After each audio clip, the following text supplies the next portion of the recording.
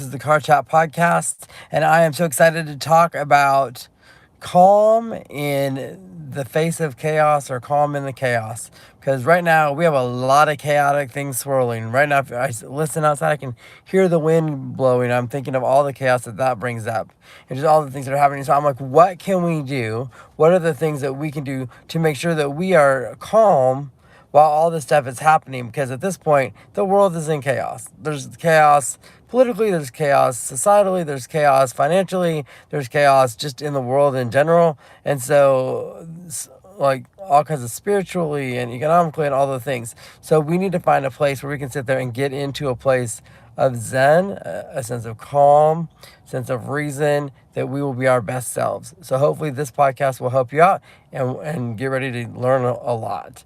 The first thing that I would like you to think about is think about, weirdly enough, a hurricane.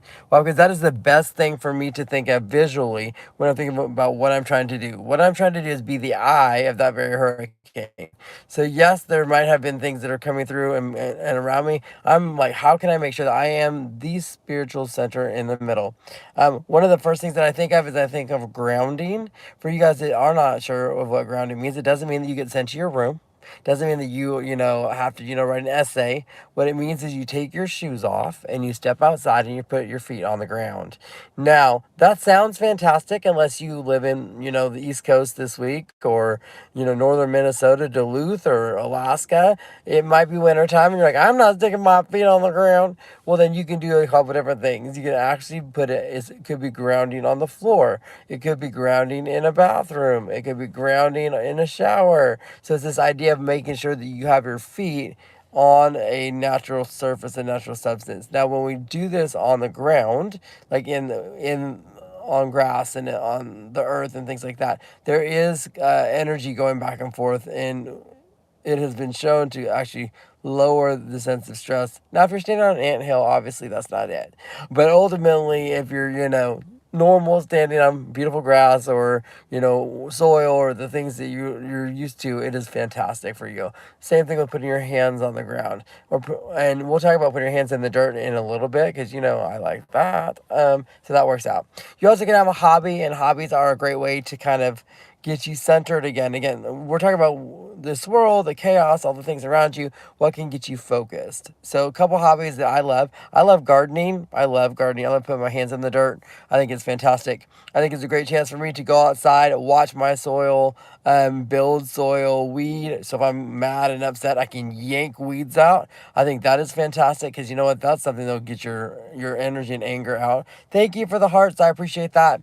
And I really am looking for ways to be like, listen, this is not going to work. And so I want to make sure that I am pulling those weeds. I'm making sure that I am checking on my plants every day. I'm watering. I really am just like, how can I engage with the earth? Because I think that is very important to me. Is the idea that, the earth, I give to the earth, and likewise it will give back. And I think I appreciate that as much as anything. So I'm working really hard to make sure that I am supporting my plants. And if you're asking me, have I ever talked to my plants? Yes. Actually, I do not. My sons play chess. Somebody asked me if I play chess in the chat. I do not, but for people that need to calm down in the middle of stress, that is a great way to do it. Why? Because you have to focus on the moves. You can't just willy-nilly play. That's why I cook. I also love to cook. I am the cook in our house, and I love to use knives and chop stuff. And people be like, that's a scary thing. I'm not distracted when I'm chopping. So what I do is I make sure that when I'm chopping things, when I'm chopping vegetables, when I'm chopping or designing a plate, I like to design a plate. When I do that, I have to focus on what I'm doing, because if I don't, then what happens is I lose it. And if I lose that particular thing, then I lose the food, I lose everything that's going on. So ultimately, that focus on the food, the flavors, the profiles, and all of that is what makes it happen. Hello? Sorry, the sun is in my face. Great to have you guys here. I appreciate you. So I really, really am love to cook. So I love the flavor profiles. I like gardening, all the things that go with it. Music is phenomenal.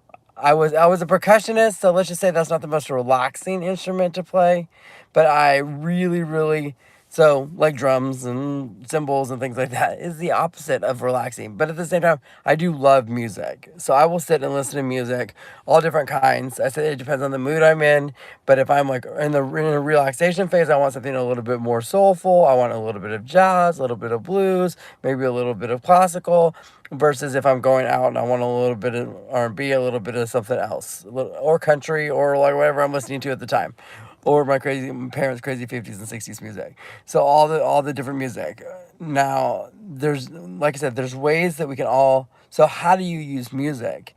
One of the ways you do that is you're like, what mood am I in, and what am I trying to accomplish? If I'm trying to calm down, I want quieter, calmer music. If I am trying to ramp up, like get energy, then guess what? I'm going to use some higher impact beat music. And I'm going, which I just posted on the YouTube channel, did a video about the headliners for the Norman Music Festival. We have over 300 bands coming to Norman the end of April.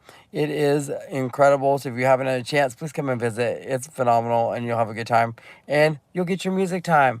And I think while everything's chaotic, it's also free, by the way. The festival is a free festival when you come in. So it's fantastic. So check that out. Other hobbies, I know people do a lot of knitting, they do a lot of sewing, painting, art. People that do clay work, I love that. Why? Because you have to really like push on that clay and make it move the way you need it to move to sculpt it. Whittling, woodworking, all the arts like that you're using your hands, and all the arts where you're drawing, photography, even because you have to focus the subject matter. You're in the photo if you're really like into your photography, so much so that you don't hear the things around you. And I kind of think that that's important. Why? Because we need to get lost in our art. If you're a filmmaker, of course you are on that list. If you're, and I said, like, not only listening to music, but being a musician, you all that are in your music, you're writing, you're songwriting, you're creating, creatives are phenomenal, and I love it. Why? Because you guys are the most centered people on the planet. Why? Because you're in your art, you're focusing on your art, you're feeling your art, you're in your art, and you're not getting paid enough for your art. Just saying that right now, because ultimately everybody needs to get paid, and there's a weird thing out there that just makes me crazy. But now there's another thing that you can do, which is not the easiest. It's one of the hardest things to do, actually, and that is just not engage. That means the chaos is coming and the chaos is flying at you.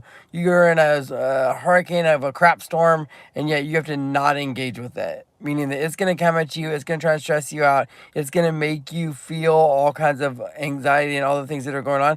And you're just going to look at it and go, you don't get to have that power over me. Why? Because I'm going to be centered today, and I'm not going to let it override what I'm doing. I'm not going to let it override who I am and what I'm about.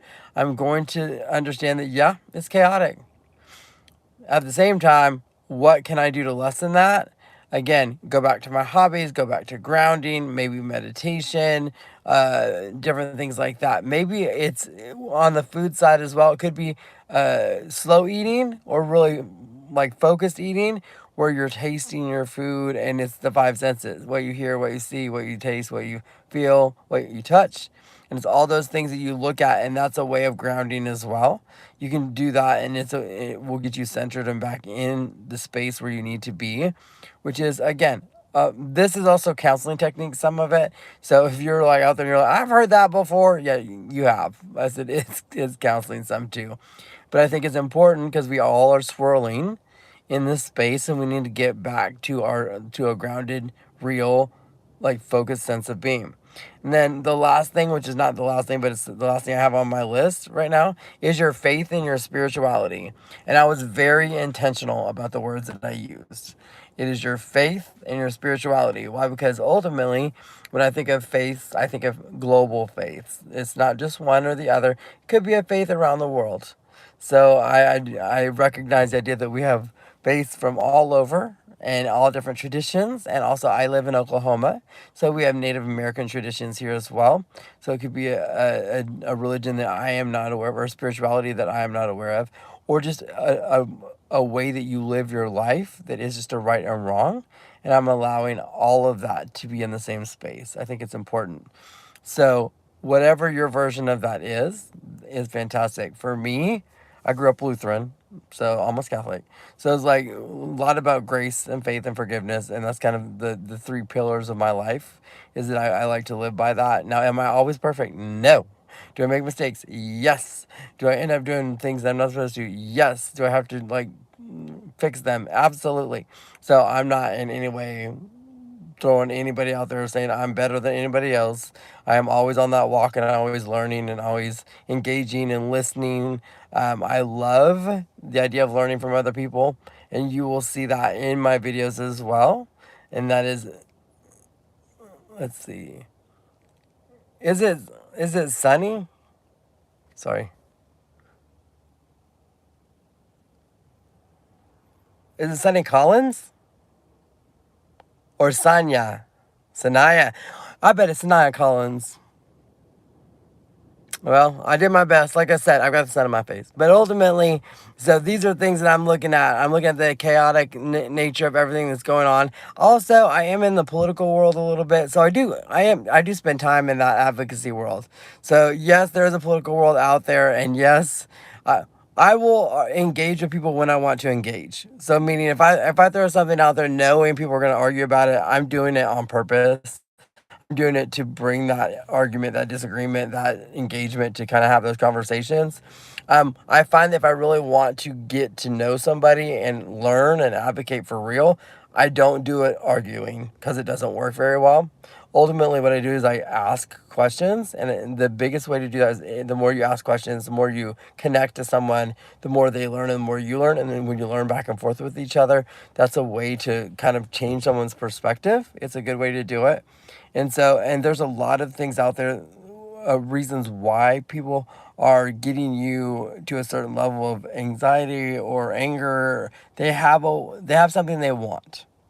And so what I'm gonna do is I'm gonna do a car chat podcast. I think I'm gonna do the one on Thursday on that, which is how you are being manipulated to get you to do what somebody else wants. And that's gonna be interesting. So we'll do this one. We got you grounded, you're centered, you're calm in the chaos, and then I'm gonna tell you on Thursday how you're being manipulated, how you're being told what to do, and how you're being manipulated, and how some of it you know, and some of it you have no idea. So hopefully you get a chance to watch the other podcasts on the network. If you're on my network, check out the playlist. It says Car Chat Podcasts. There's more on there. You can learn a whole lot about yourself and about me. It's a great chance for you to get all different topics. Of course, I have 12 channels on this network, different ranges of topics, anything from coffee to music to Norman to spring break to, all the things. I've got all these amazing places for you to just see what's going on and learn something new and engage. I've got over 3,100 videos, and it's a good chance for you to kind of find something and really say, that's me. And I have things that are smaller videos and longer videos as well. So if you see a 1 minute video you like, share it, post it, let other people see it. I mean, that's fantastic. I put it out there so that you can share it. I put it out there so that you can have conversations around it. I put it out there so you can disagree with it and go in there and say, I disagree with it. And as long as you're disagreeing in a respectful way, we're good. I'm like, I don't mind that. I said, now if you're just being nasty, then I'm not going to go ahead and engage with you because that's just not nice. But if you're just in there, disagreeing and bantering back and forth, I love it. That's how we learn. We learn by having disagreements. So I hope that you guys have enjoyed this. I appreciate you. May you find peace in all of the chaos. And just know we're out there, we're doing it. And thank you so much. I appreciate you all.